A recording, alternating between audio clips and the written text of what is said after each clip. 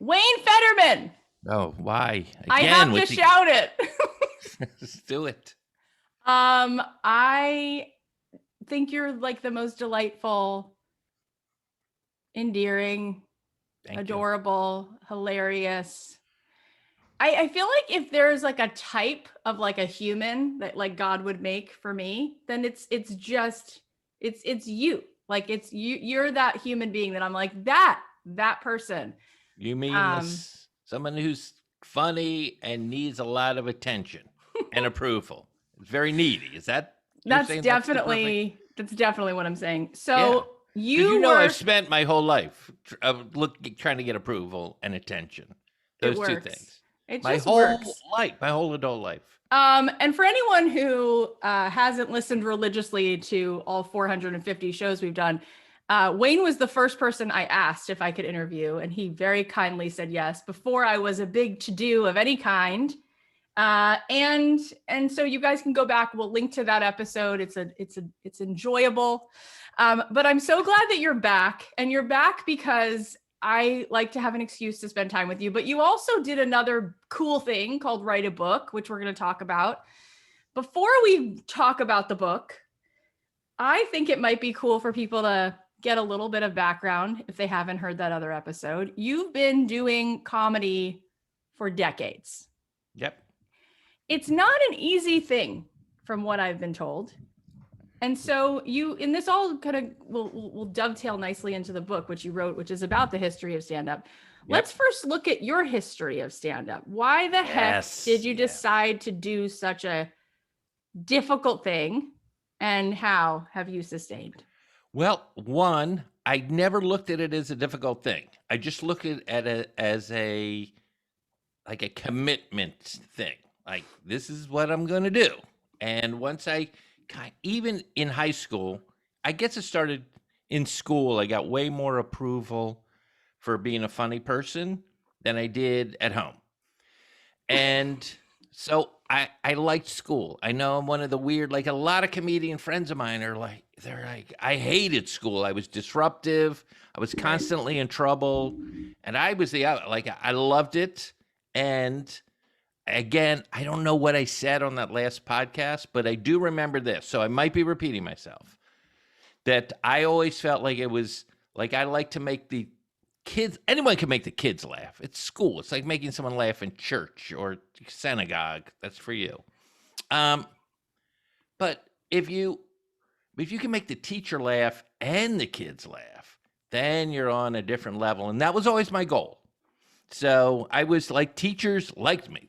To this day, teachers like me. I have seen old footage of you, and you are the cutest thing in the world. I can't even imagine you in second grade having the maturity to make the kind of joke that could get the teacher to laugh. Well, I don't know if I could have seen it. Yeah, I don't know who it was second grade, but it was pretty early. It was pretty early on, and I had an epiphany in the fourth grade. This is young Wayne Federman, if you care about this at all. I had this epiphany in the fourth grade when the teacher was like, okay, you're going to have to do a book report. I don't remember the name of the book, but some fourth grade book we had to read. And you can do either an oral or a written book report. And I was like, okay, that was your option. So the entire class, except for myself and this other girl, Sandy was her name, they all did written. And I couldn't even imagine. Wow, to me, it's not even a thing. It's like, oh, can you eat an apple or a grain of dirt? Like, it didn't even make any sense, the combination. Right. Yeah. Like, oh, I don't have to do the work. I get attention. I get to be in front. Right. And for there's most no misspelled words. There's no misspelled words. Yeah. You don't have to have parenthetical documentation. Exactly. That's a phrase I used a lot in fourth grade. That's exactly what I was thinking. God, you know me so well. You know me so well. Like Succession. But the thing is that for so many of these humans out here, that would be death. Like getting up in front of a room of people. That's when I had an epiphany. Like, people don't like to do that. No. So I was like, already I knew, to use an old-fashioned expression, was cut from a different cloth. I guess there's many cloths, and I was cut from a different one. Yeah. So that was an early and I was into plays and things like that. And you can see it behind me. I started playing the drums pretty early on. There's a picture of me in the 6th grade that I can send to you if you want, of me like in the school band playing the drums. And by the way, side note, that's not important. Do you know the song "Happiness"? By the way, from Charlie Brown. Yes, it's actually called "You're a Good Man," Charlie Brown. But yes, some people call it Charlie Brown. Other people, I guess you can just say Brown, and we would know what you're talking about. But in that song, one of the lines is "Happiness is playing the drums in your own school band." Yes, it is. So I was seeking. I don't know. And you had it. You had it right then. Okay, so Busy Phillips was just here to name drop 2 weeks ago. And she said, Kathy, I just knew at this young age that I had this thing and that eventually other people would get it too. But I was just doing this thing called I'm going and being on TV. And she said, and when I got Freaks and Geeks, it was kind of like, great, now you all get what I've always known, right? Oh. But here's the thing, is like, that was true also for you. And most people, that is not how it goes, right? Like, you may have known from the age of 9-ish that this is you cut from a different cloth, but then you actually got that validation from the world as well. Luckily, that's luck. That has nothing to do. I know. I'm not trying to be crazy humble or anything like that, but I was like, yeah, that's just luck. And I was determined, and I just gave myself until the age of 30 to give it a try. I was like, I'm going to give up my 20s. By the way, I didn't have any health insurance until I was 29 years old. Oh my God. Because my thinking was, if there was ever a time in my life where I wouldn't need a doctor, it would be my 20s. Right. Right? You don't want to not have health insurance in your 70s. Right. That's when you're going to need probably a doctor for, this thing hurts. Right. You know Ray Romano's bit about that? You got a doctor. What does he say? He's like, in your 20s, you need the guy who can get you stuff, the concert tickets, right? When you're in your teens, you need the guy with the car. When you're in your 20s and 30s, you need the doctor. Then you got to lawyer up in your 40s. And then it goes back to you need the guy with the car when you're in your 70s. Someone's got to drive you. So good. So good. So good. I can't believe I just told you about a bit. No, it's great. Is that from his latest special, from the Netflix one? I don't know. I saw him do that when he did that benefit for Peter Boyle, like 10 years in a row, and he repeated that one every time. He's incredible. He is quite incredible. So you went on to be beloved. I mean, you were literally beloved in the stand-up world, in the comedy world. There's a man named Judd Apatow who wrote really nice things about you on your album. People seem to think he understands talent. So it's not a thing where people usually get up and experience rejection over and over. Stand-up comedy, it has that element, right? Where somebody's not going to laugh, and yet you go back and put yourself through this for decades, right? And there's got to be moments where somebody doesn't laugh. Yes. How on earth do you withstand that? That seems so hard. Well, I mean, two things. It was hard. And also, if things go bad for me on stage, you know it. I'm not one of those who's like, oh, he powered through. And I didn't know you were having, like, you see it sweating. You can hear it in my voice. There's like, I don't know if you've ever been so nervous where you can hear your voice is like quivery or something. Yeah, it's horrible. You ever been like that? Oh, yeah, it's awful. Yep. It's awful. So now you become hyper self-conscious, which is the opposite of what you want to be doing as a stand-up. It's the exact opposite. And they can sense it, and you can sense they're sensing it, and everyone's horrified, and it's really bad. So and I have a little trouble with nerves anyway. So it was bad when that happened. But I read something early on, and I wish I know who wrote it. They were talking about comedians, because I read everything I could read on comedians, which will tie back into this book I wrote. This guy said that every comedian has bad sets. From you to Bob Hope at the time was like the biggest, like he was an institution, even bigger than like kind of Pryor and Carlin and all of these, the young comedians when I was a little kid. And they said that they all bomb. So if you do bomb, or as they say it, or have a bad set, you're in the same company as Bob Hope. So it's like, oh, so this is something Bob Hope goes through, or Phyllis Diller, or Jack Benny. Yeah. Yeah. So I was like, oh, this is part of this job. And so like, I'm in good company now. And so you've continued. But it's a weird thing to think about, because now that I'm saying it, it's like, yeah, and you also are in the same company with thousands of delusional people who think they're funny and bomb all the time. But I didn't think of it that way. I put myself in a different group. Right. No, but that's excellent. And I was saying right before we started recording today that Yes. one of my favorite things that you have done is your appearances on Curb Your Enthusiasm. Thank you. And something really cool that Cheryl Hines just told me, which I think is like a lesson for life, is improv taught her to expect nothing. And then whatever you get, great. It's great. Right. Just go with it. And you kind of have that. That is like how I experience you as a human. It's like, I'm not expecting a ton here. Thank you for the low expectations. Appreciate it. No, the way that not even low expectations. Zero expectations. That's below low.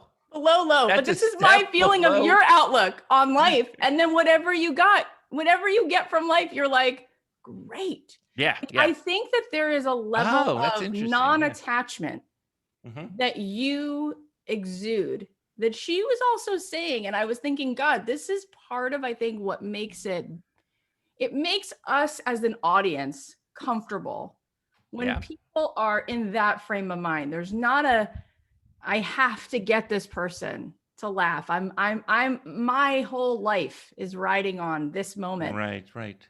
But that's not how most people engage with any of the things that they pursue. Oh, that's interesting. So you're expanding it out. Yeah. You're So like is that you're not zooming in, you're zooming out. Zooming out. Is that part of it for you? It's sort of like happy to just be in the doing, and there's not a need for it to be a certain way or go a certain way. Well, again, it's great question. What's your name, Kathy? Great question, Kathy. I don't know, because I was able to achieve, I'm scratching my leg. I was able to achieve like a certain level of success. I'm not Ray Romano. And believe me, Ray Romano and I are like the same age. You're not? We had the same kind of career trajectory for a while.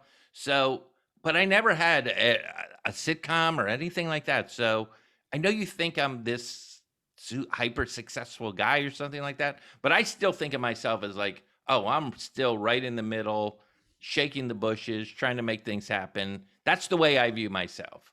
I feel like you have a different view because of maybe I worked with Judd, put me in some things and thinks I'm funny, and we work together. Like that's your because someone just that's how I think of myself. And I'm not going like, oh, poor me. I did what I wanted. I've done, and I continue doing what I want to do. So does that make any sense? I think part of it is that you continue to enjoy it. You enjoy it. I do. That's what I'm getting at. It's like, there's no there. Like it's here, right? Yeah. So that I think is so gorgeous and unique, and probably who doesn't enjoy what they're doing? Like, even if you're an entrepreneur, I hope I'm saying that word right. How do you say it? Entrepreneur? Yeah, entrepreneur. Everyone just kind of like, and it's newer. Yeah. Either one is good. It's a weird word, right? It's odd. It's an odd word. The entre part is not hard, but the end, it gets weird. So if you're that, like, I would think you would enjoy even the challenges of like, oh, I didn't get enough orders. Oh, I'm getting can't deal with this vendor. This is what I'm thinking of, these people do. This vendor is not coming through or something like that. And, oh, the inspection guy is late. Guy or gal. And so I assume on some level, you're like, oh, look at this. I'm building this thing that was not there before. And that's exciting despite these frustrations. Yeah. Am I wrong about that? You tell me, because you talk to these I type t- of people. I can't pronounce the word, but you yeah, talk to these type of I people all think the that time. we're in such a achievement oriented thing that what you said earlier, which is just so indicative of who you are, that you would quote that song from Your Good Man Charlie Brown, that thing called happiness. I think people put on a destination. I think they put it on some arrival point, and until that happens, they do not grant themselves a feeling of happiness. And I think that you're happy all the time. So you think, and again, I'm learning. I'm always, I'm super curious. So you think happiness is something you grant yourself? I think it's a decision like I'm going to enjoy this, whatever this is. And I think part of the reason I think you are one of the most successful people I know is because you're so rich in that feeling all the time. You're like, oh, I just played piano for an hour. Oh, I just hung out with Sarah Silverman. That was fun. We went over a bit. Oh, it's not about like, if I don't get this thing or that, none of that even, it's like, it's all just, there's a lot of enjoyment. There's a lot of enjoyment. There is. But there's also a lot of frustration. There's a lot of disappointment. When what you think about me? Not the worst. I have no disappointments. When you hit those moments where you are a human being and you get disappointed because it's been a long road of doing the things you do, what do you do to overcome that and like go back up to bat? Okay. Let me think about that, because I want to keep it 100% real. 73% is perfectly fine. I hate when people go 110% because you can't go 110%. It's impossible. You're really going 93 and then bumping up to 97. But okay, this is the way I think of the world. What do I do when I'm really disappointed in something? Usually, if it's really bad, and especially if it's because I didn't prepare enough, or it's because I was too lazy, or I didn't take it seriously enough, or I waited to the last second, because there's sort of a last second juice I have in life where, you know what that is? Oh, yeah. Absolutely. How would you describe that? That's sort of when I get this wave of whatever divine download or inspiration. It's only then. It's like right before you jump off the diving board. Yeah. Yep. So I have that divine inspiration. Is that what you called it? Or download? Download, So I have a little of that, but I always feel like, well, if I was just completely prepared and had been very prepared, I wouldn't have. And I like this answer right now. It's not prepared. So it's a disaster. I don't know what's worse, a fiasco or a disaster, but it's one of those two things. Something is going on here. But if it's really bad, and especially if it's something that I felt like, oh, this is on me, it usually takes at least a day to kind of let it process through my body. 1 day process is good. That's like, that's if you got film back in the day turned around in a day, that was like a quick now I don't know if did we talk about my Star Searching experience? No, but I know all about it because my stepmom worked at Star Search and apparently was part of casting you, which I don't even know if you knew. They were so excited to have me because I had like this was the one time in my career where I've had like juice. The rest of my career has always been like, oh, I'm going to make something happen. And all I wanted from that show was not to win Star Search, was just to at least get through one round, like just to be a champion on television. And you can tell by my voice, it didn't happen. And it was devastating and that one was probably the biggest because that took me like decades to get over, really. And I felt like it really affected me. Like I never and then later I had like a kind of an epiphany about it, and I was like, oh, and then I was able to release it. But that took a long time. So I know you think I'm Mr. Smooth, but I'm far Not, from it. you're Yeah, not. Okay. All right, we're all learning things. yeah. Yeah, All well, right, of go ahead, go ahead. course that was difficult. It's public. You had an Yes. expectation to just get somewhere, instead nothing, not even French fries. You got nothing from it. So that's really, really hard. Yeah. But if I had been there, I would have said, Yeah. you're who you are and who the audience is of Star Search. They're gonna pick, like, it's like a Sinbad audience. You know what I mean? It Like, I doesn't. don't. That's I the would have wrong been there to answer. build That's the you up, wrong and answer. I know it's That's the the wrong answer. worst. That wouldn't help me. That wouldn't help me. No, it wouldn't have helped you. Here is the thing. You have gone on to be so successful as a writer, not just as a comic.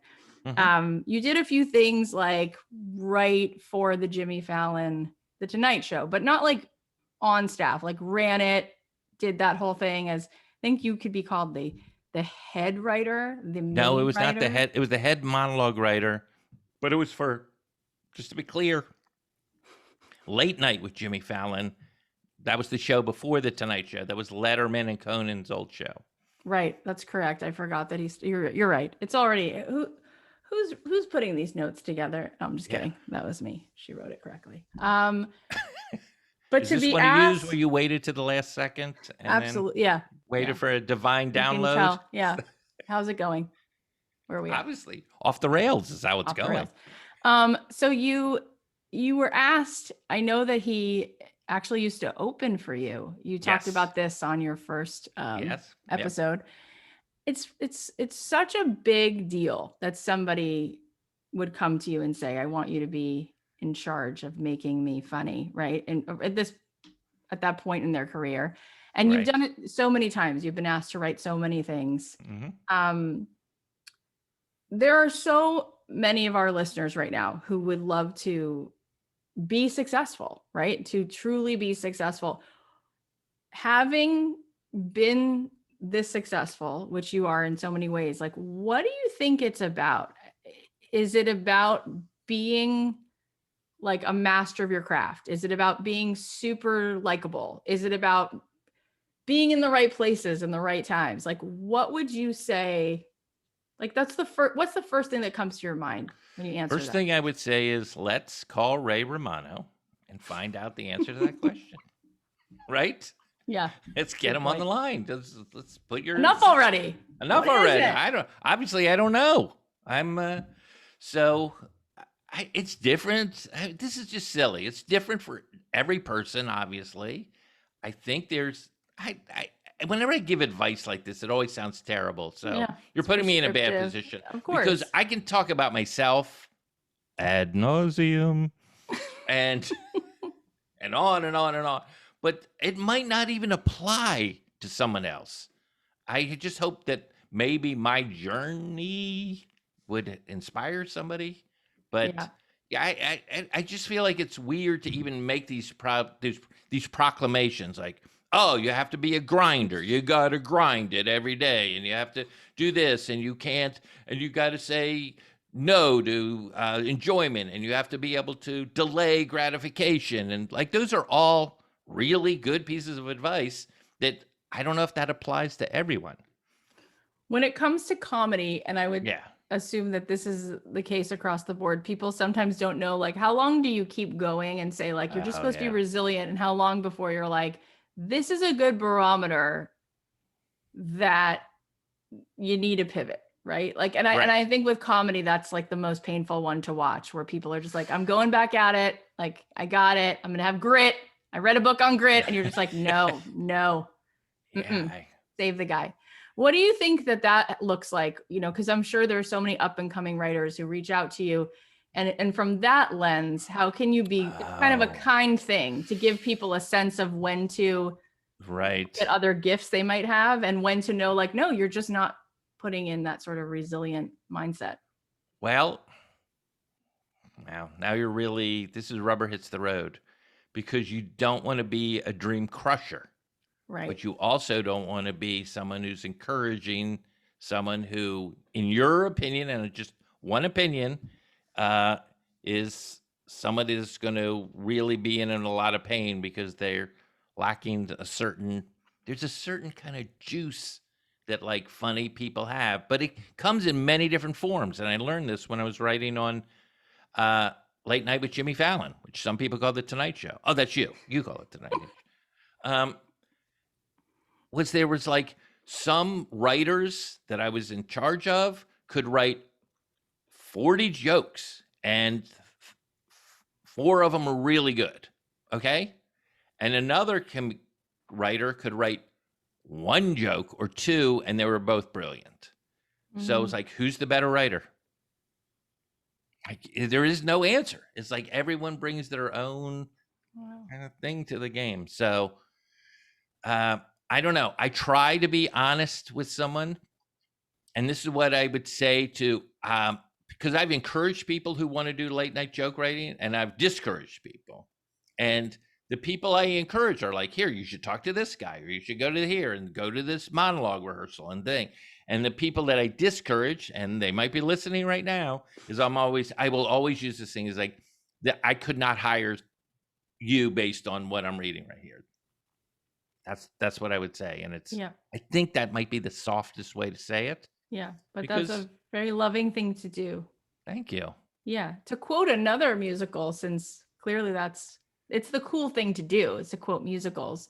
What is that? What musical is that? Well, are you quoting a musical? Well, I haven't gotten to it yet, but in the Sondheim musical Into the Woods, there's a line where she says, "Nice is different than good." And this is the Little Red song in Into the Woods. Wow. And I do think that that's a big old problem in the world where people really want to be nice, but there's a cost. There's a cost. There's a cost to that. Well, I always, when I get compliments, even at the beginning of this interview, when you were kind of gushing a little bit. Oh, you're so cute. It's hard to not. I always do this. I always think of it as Kmart, where when you go to, you just take 20% off at the register. Like it's a special, and just like, I appreciate what you're saying, but this is not going to. Keep it real. Yeah. Not keep it real, but just like, okay, because if I can only take compliments, that means every insult or thing is going to be a knife in me, right? Yes, yes. What is the quote? I hope you know something that, like, they're both imposters. Have you heard that quote? No, but something like that, right? Yeah, like there's neither a quote. One is true. Yeah, they're both beautiful imposters, or something very poetic. So segueing then very awkwardly into your book. You're doing the hands. Right. What are we doing now? NPR. Yeah. So Wayne Federman, you wrote a book. It's called The History of Standup. From Mark Twain to David Chappelle. People are very happy about this book. I've read the reviews. People are very, very excited about it. I think people like the nostalgia. I think people like the cool nuances and things that you've brought together. Before we go into more of sort of like the nitty gritty, from sort of just looking at it, what was this experience like for you? Was this like a blast to go through all of this, like from the beginning? Absolutely. And I know you want to get into nitty and gritty, because I was thinking of just doing nitty on this, but you want to go the whole thing, right? Not just nitty? Okay. Yeah, a little bit of both. A little bit of both. Okay. So I'll give you the nitty first. Yes, that was, in a weird way, like it was just a blast, because this is something I've been interested in since basically high school. Basically, when as you know, I started out as a ventriloquist. So that's, needless to say, I graduated high school a virgin. But shocker, hashtag. Shocker. Yeah. Yeah. But through that, I learned to do ventriloquism from Edgar Bergen, who was a radio comedian, which is weird, doing ventriloquism on radio. Okay. But that's how I started getting into these old-timey guys, some of them who were dead, some who were like old timers. And so I've been interested in this like my whole life, or since I decided to become a stand-up. And so, yes, going back and especially now that I'm going back even further to the 1800s, Oh my God. it's so exciting. It's so exciting. The first comedy recordings, and I love it because I feel like it's just, I don't know, it's just like this continuum that everyone, this is the way I describe it. It's just like new comedians take the field each generation. And so they sort of take what's happened before and sort of maybe rebel against it a little or adapt technologies to it. And it's just the story. So I try to connect Mark Twain with Amy Schumer. Like I try to connect Will Rogers to what So cool. Chappelle or Mulaney is doing. It's so And cool. they're sort of at their core doing the same thing. They're standing on stage trying to make people laugh. Whatever that experience is, we talked about it earlier. We talked about it, how tough it is when people aren't laughing, especially for me. But other comedians, let me give you a great example. Please do. Dave Chappelle, as you called him, David Chappelle. I don't know why, but Dave Chappelle went to the Apollo Theater, and they have one of the most legendary amateur nights at the Apollo Theater. Been going on since, God, I'm going to say 34. I think that's right. Maybe 1935. The longest running in the history of showbiz. Amateur night. Famous. People go and crowds there. How would you describe them, Kathy? Brutal. They're like, if they love you, they love you. If they hate you, not only do they boo you, but there's a guy that will sweep you off stage or tap dance you off stage or, shoot you off stage with a cap gun. Like it's a thing. Like it's a fun thing.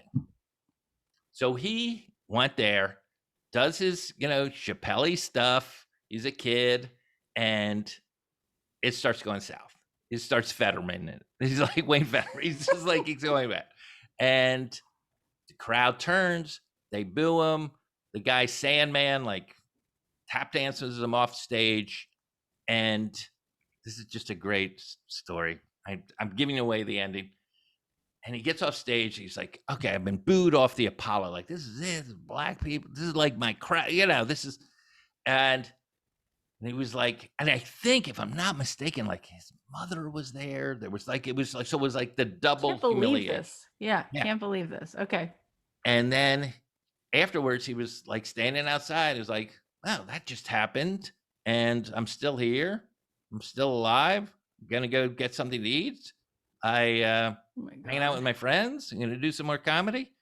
Like, that could have been the worst thing that's ever happened to me. And I'm totally fine. And he said from that moment on, he was bulletproof. He said nothing ever fazed him. Not doing SNL, not doing any. It was just like he took the worst experience that might have shaken a comedian like myself. And instead of making it oh my God, I hope that never happens again. Oh, I'm going to do everything to avoid that. It's just like, oh, well, that's the word. All right. Well, that wasn't that bad.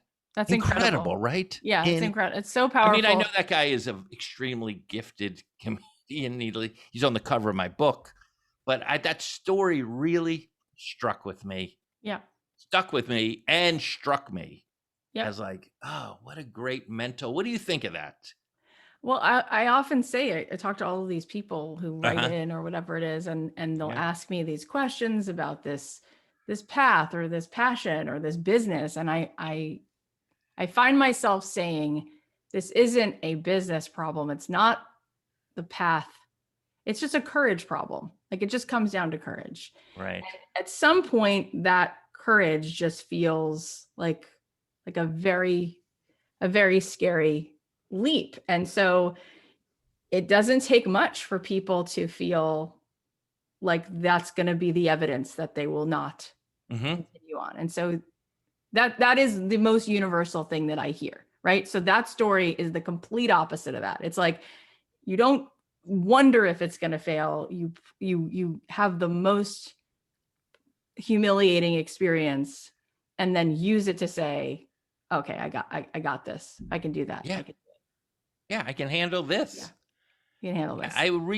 I mean, even telling the story, I get a little bit emotional because I'm just thinking about what was going through his mind. And Right. But, How many look, who people kn- who are listening right now have an idea that's worth pursuing or some cool thing that could make someone on their street have a better kind of day for whatever reason? Yeah. But the rejection is so hard to even consider that it's never happening. And then what happens? The number one regret of people in their last moments is, I didn't do that thing. That's what people say. I didn't do that thing. More than I didn't pay the insurance premium. More than that. Exactly. That would be a huge regret. Let me ask I'm you sorry, this. I'd like to help you, but you're not covered. You're not covered. That is, No, I'm kidding. I think of course. everyone over 65 is covered. Let's hope. So the question is about when you said someone like Mark Twain, how does that relate to someone like Amy Schumer and all of Yes, these people, yes. and they're making people laugh? Can I ask, what else are they inherently doing? Like, is there something that you've come to realize about stand-up comics that they are changing the narrative in a society, or standing up for the person who doesn't have anyone to stand up for them, or dealing with pain in a way that we can all sort of like commiserate? Is there things like this that really create the institution of stand-up comedy?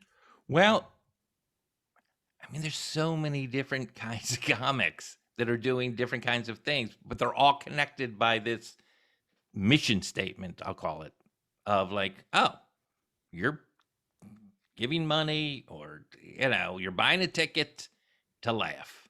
Like this involuntary, think about laughter. It's an involuntary reaction. So you have to, it puts you in a good mood. It's usually a surprise. That's why you react like that. So I don't think so. I do think that being a comedian is a little like being a priest, in that, not in the horrible part of being a priest, but in that it's a calling. And so let's go back to earlier to Wayne Federman and Sandy in the 4th grade at East Silver Spring Elementary School in Maryland. And when we got to do the oral report, like, apparently the biggest fear of most people is speaking in front of an audience. We've heard this. I can't believe that, like, more than death, it's which is surprising to me, needless to say. But if you add that plus the expectation of making people laugh on top of talking to, this is not just, I'm doing a TED talk and I'm going to talk about, hey, this is how the gold rush happened in the 1800s. You have to make people laugh at a consistent level, end to end, usually end with something super funny. And, so there's a whole another level of it. So the fear behind that, I think, for most people are just like, that. I don't even want to think about doing anything like that. I love comics. I love them. They make me laugh. They make me think. Some like Carlin or something like that might make me, make my views on religion think a little bit. Although I'm working on a documentary on George Carlin right now, and he said something really interesting, because I don't do that kind of comedy. I don't do any kind of like, I'm going to make a case. I'm going to be like a lawyer and make a comedic case on why religion is this or why the government is this. But he says, I'm not trying to change anyone's mind. He goes, and I can smell comedians that are doing that are trying to push their agenda on someone else. I just want people to go, oh, George is thinking about something. I want people to think that I'm thinking. Interesting distinction, right? It is an interesting distinction. To me. So, anyway, to bring it back to the whole thing, yes, I do think some comedians do have an agenda and are trying to, whatever, social justice or thing, and others are just trying to observe, like Jerry Seinfeld does 4 minutes on cotton balls, like the cotton balls. Like, it seems impossible you could get one joke out of it, let alone a whole routine. Yeah. So that's an interesting example with Seinfeld, because I was going to ask you what you think about the Woody Allen understanding that comedy is tragedy plus some time. But he doesn't seem like, Seinfeld doesn't seem upset. Like it doesn't seem like his childhood was that difficult. Like it was kind of just middle of the road, like grew up on Long Island. Mhm. But for a lot of other people, do you see that in the book when you were going back? Like, Yes. is there an initial pain that gets people to want to make other people laugh? I think so. I think there's a little kind of a longing for something. And again, I bring it back to the priesthood. It's just a calling. You're just like, oh, you must have made somebody laugh at some time, or you just have to. I can't imagine you would have never made anyone laugh, and you're like, I think I'm gonna try stand up, but Did you maybe who knows? Who knows?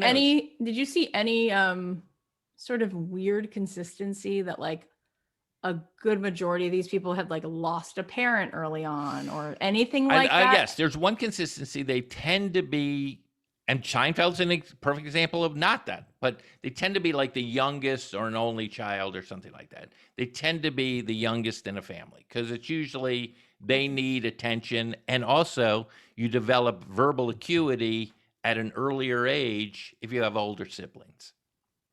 So you're already like ahead of the idiots in your class, you know what I mean? Who are just like normally progressing through school. So so yes, that I've noticed that they tend to be a little more. It used to be very rare that someone was wealthy and a stand up because there was just so many other avenues. But that has changed in the last few years. Right. And one of the things my husband says is like, Wealthy people are comedians now. one thing that sometimes we talk about at home is like this you want the comedian to be somewhat self-deprecating. Like it's not so fun to see like the hottest guy with the most money come out and then try to be funny. Like it doesn't I know. work. Yeah, Is that true? Are we a little bit of the misfits? Is that a little bit of who the comedians are? It is a little bit of a misfits. Awkward, neurotic. I think it's also a little people who just see the world a little differently.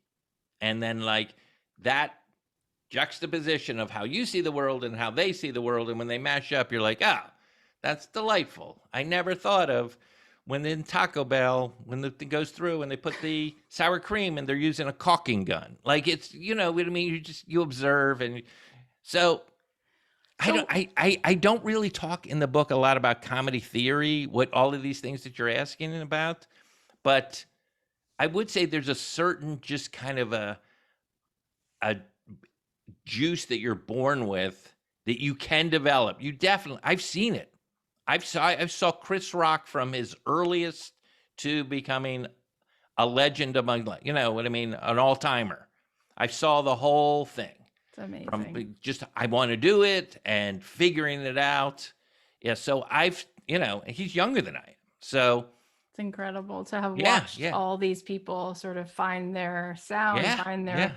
So let me ask you this: when you finish the book and you put it out there, what were you hoping that the reader walks away with? Well, again, I don't know whether they have to walk away. Couldn't they just put it down and contemplate it? Do they have to? Point. Yeah. Thank you. Let me think. I wanted the book to be a breezy, casual read, first of all. I wanted it to be easily digestible, and I wanted it to be filled with information. So it was like a triple thing. Triple Lindy. Yeah, so like everything, and I wanted to show the arc of it all.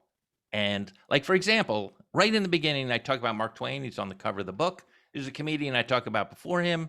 But Mark Twain, every year, except for last year because of COVID, they give the Mark Twain prize to the comedian who, and sometimes it's not stand-ups, but most of them have been stand-ups. So like, here's this guy, Sam Clemens, who does this incredible comedy tour to, by the way, make money. That was his motivation. And, and he's connected to Eddie Murphy because Eddie Murphy is standing there with Mark Twain's bust. And like, how are these two guys? What's going on? Besides that, they both like to use the N-word. Besides that. besides that, there's like, it's really interesting to me. So like, oh, we're paying tribute to the comedy that Mark Twain, and look, Twain is not known only for those comedy tours. He's known for these incredible novels, right?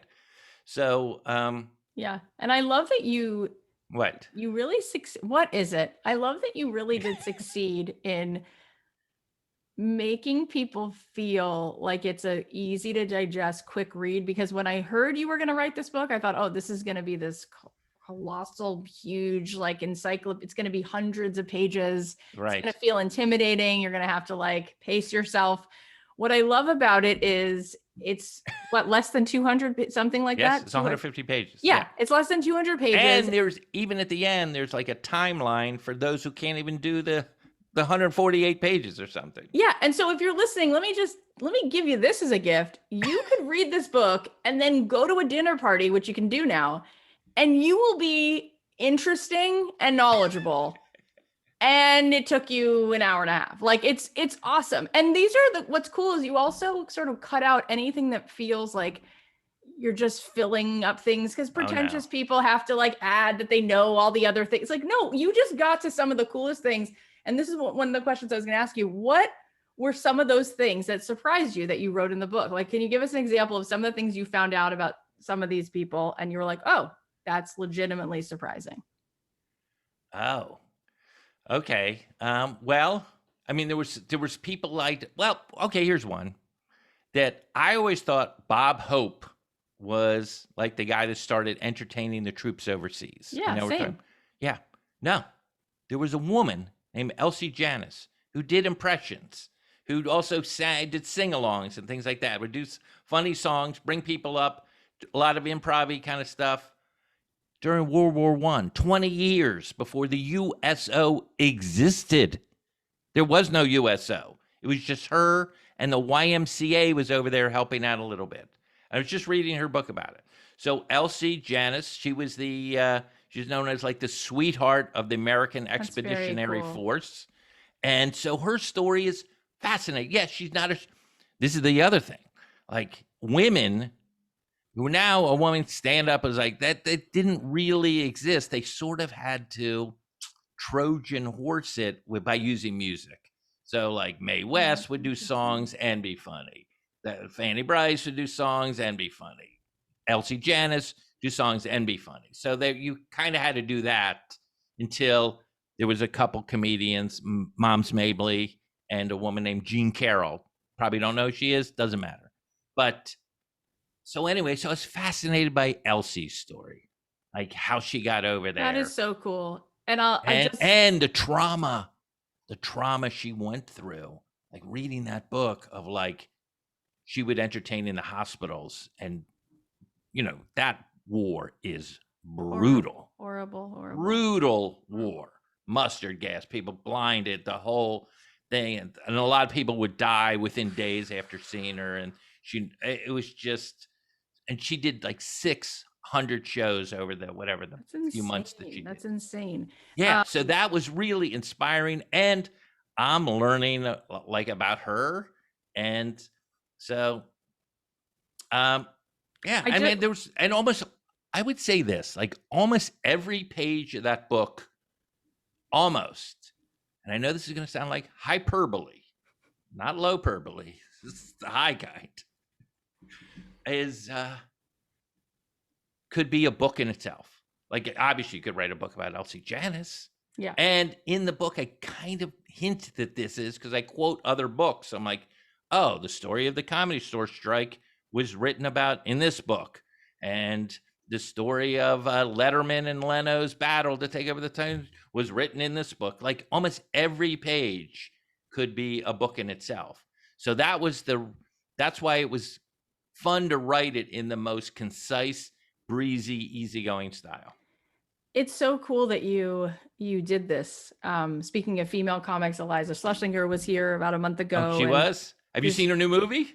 No, not yet. But She is such incredibly talented actress. I don't know. She was in a Mark Wahlberg movie before this on Netflix. She was great. I know she is delightful. And I was asking her about female comics, and you know, does she feel like there is a decent amount of funny female comics out there? And she said, I just have to say how often people will slam, oh, there's a female comic. And she's like, do you know how many times I'm sitting in the back of a club and there's like one guy after another and they're not good? Like why, I don't Right, even, there's a I lot of don't even know why mediocre. it's brought up as like a gender thing, because in terms of the numbers, there's not as many women. And then of the ones that are funny, she goes, I actually think there's a decent amount if you look at how many not funny men there are. So it was just interesting because I think I take on that stereotype personally. I do. It's like harder for me to buy in. If I see a woman come up to an open mic or so, I'm like, all right, you're really gonna have to win me over here. Like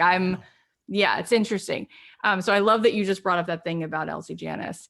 But what I think is really cool about you is that you, like you said before, you're like, I'm so curious. I think you were saying it as a joke, but you really are. And I think it's generous and unusual that somebody would shine this much of a light on other people, especially because, look, most people just want to keep talking about themselves. You could have spent all these hours writing a book about my journey. things. You wrote about all these people and you Yeah. loved doing it. It's so clear how enthusiastic you are. I think that that's rare and cool. And is there another, from the other side of being surprised, was there something that you felt that you uncovered about someone that was a triumph?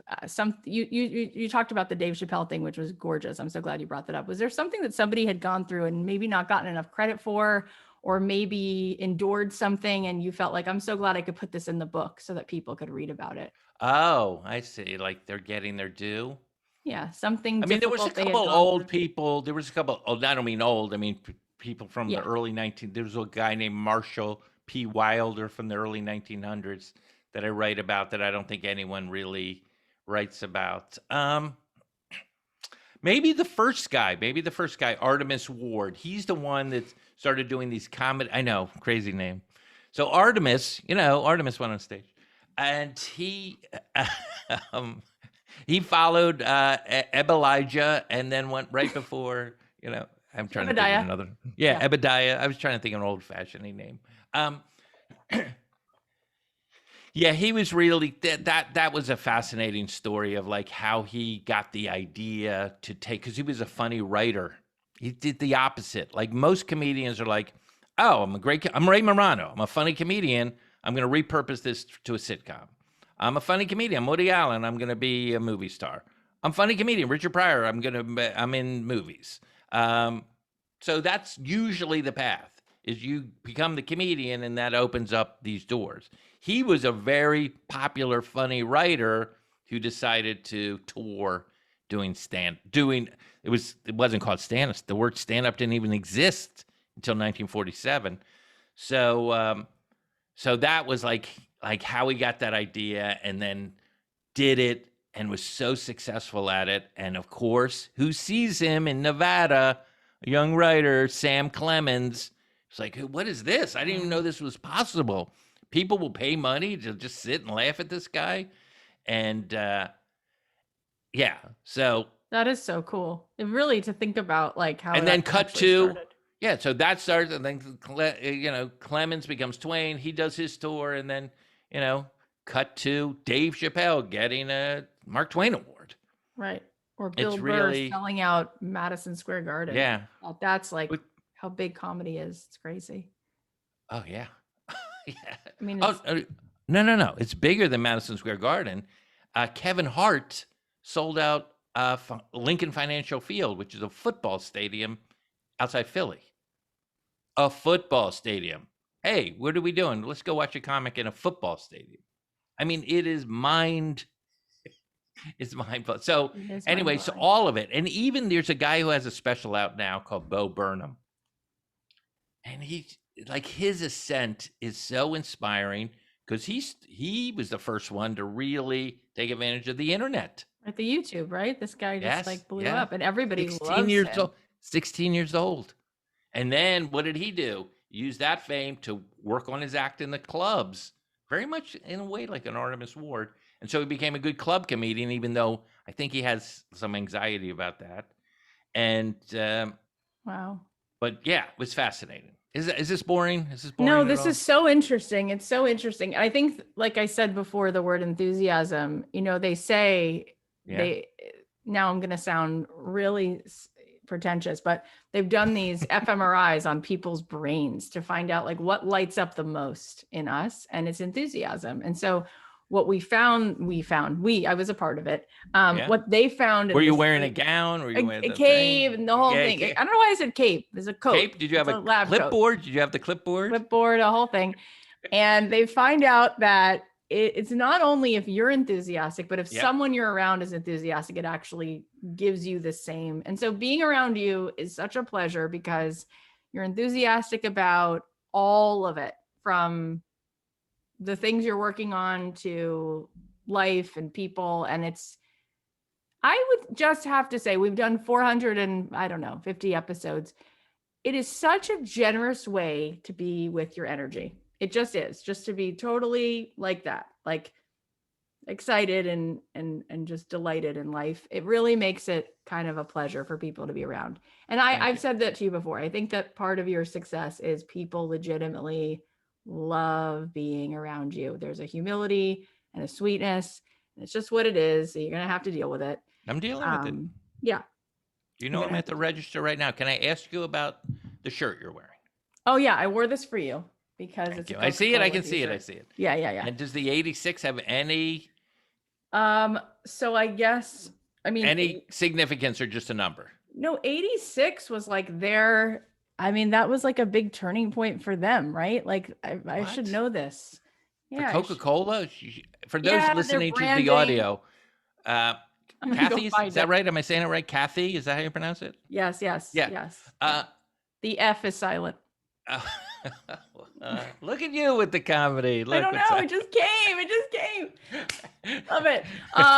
Okay. So wait a minute. Wait a minute. So thank you for wearing it, because I do like Coca-Cola, although I have had to, because of health reasons, cut back substantially on the Coca-Cola. I know it's a new Wayne. It's really embarrassing, but I've been doing great with it. But I do think it's the greatest beverage ever invented. Same. It's my favorite thing. We just went to the Coke Museum, and in Atlanta. Yeah, that's where it is. And we walk out of there and you realize that these little red and white cans, they sell happiness. There is something, they have created a world. And I feel like you bring a lot of happiness. So speaking of the ways that you bring happiness, you also have a podcast, which I believe is not currently being recorded, but it's there for people to go. It's there, and we're doing a new season. You are? Yes. Yeah. So you're just on a hiatus, but you're doing a new season. Great. Yes. So History of Standup, we'll put a link to that. Now, what can people expect? Is that you just pretend like I don't know? Is that you interviewing comics, or is it you giving people sort of a history of different aspects? It's an audio version, kind of the book a little bit. Okay. And it's very produced. Our model was like This American Life or Radio Lab. I don't know if so there's a music bed. It's a bed of music underneath, not a cot, not a comforter, not a duvet, a whole bed. Whole bed of music underneath. And yeah, it's very produced. And if you're into stand-up, if you're not into stand-up, do not listen to it. I promise you're not going to like it. It's not going to be fun. But if you're into stand-up comedy, kind of the history of it, which I am, and you want to, I think you might find it interesting. But I don't like to oversell things. No, definitely. And is there anything else that you can send us so that we can be a part of your things? What else? Where else can we?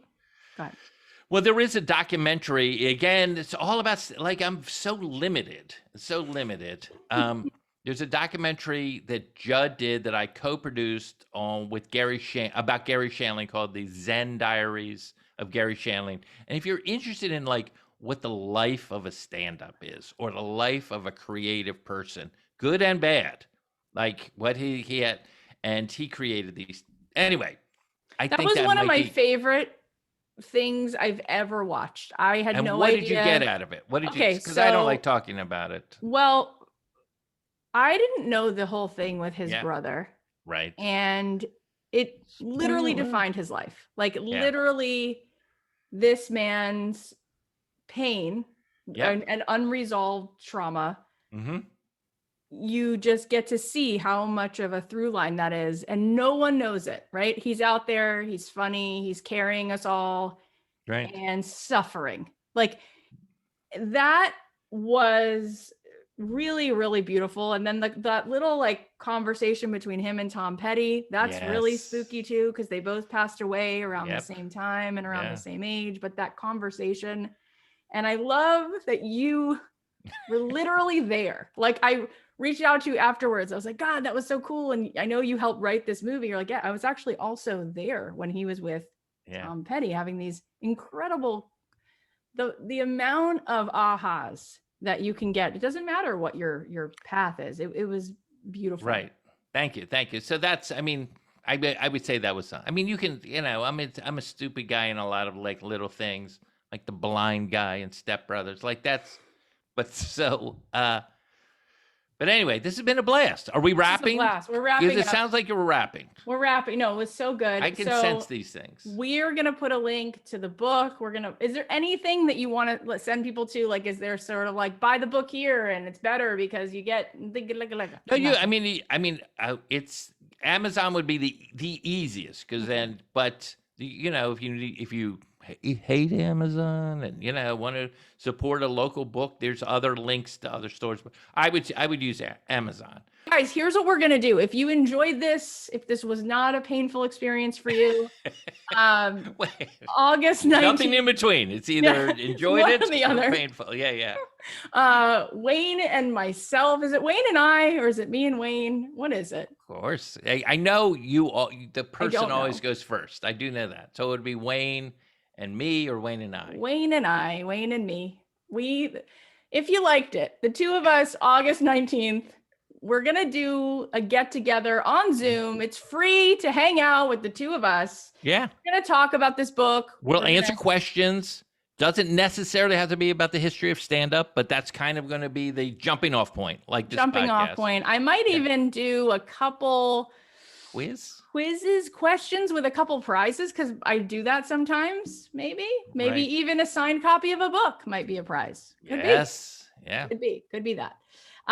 So we're going to do that. And if you want to be a part of that, you're just going to go to kathyheller.com/Wayne. It's WAYNE. And you're going to get to be a part of it. So you can sign up there. It's free. If you want to have the book ahead of time, so you can get it at a bookstore, library, go find it. And if not, Amazon maybe. Yeah. But it's not necessary to get in. Not required. Not a required thing. Not part of that thing. I don't want to be that purchase. guy. But we are going to hang out. We're looking forward to it. We can kibitz, as they say in French. Wayne Federman, this was a delight. Thank you for making the time. And we're going to be following. We're going to be following along. What's your handle? What's your social handle? I have two of them. Unfortunately, I was kind of idiotic. I should have had one that goes across all platforms. I know that now. Didn't at the time. Made a mistake. Too late now. Too late. Ship has sailed. Good night, nurse. Twitter is @Federman. Instagram is @InstaFederman. That's a disaster. I know. It's that's like 101, right? That's 101 brand building. I don't know. I'm bad at. I'm not good at branding. But I will say this.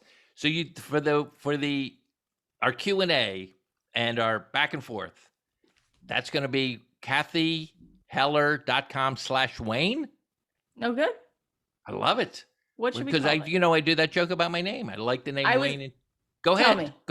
No, you tell it. What does it mean? Like to run or to play? No, it means to diminish slowly over time. I learned that's true. That happened around the same time as that book report thing. I learned that my name meant to diminish slowly over time. And you lived up to it. Love it. Look at her. You are the best. This was so fun. So thank you for being here. Okay, and we'll see you in a month.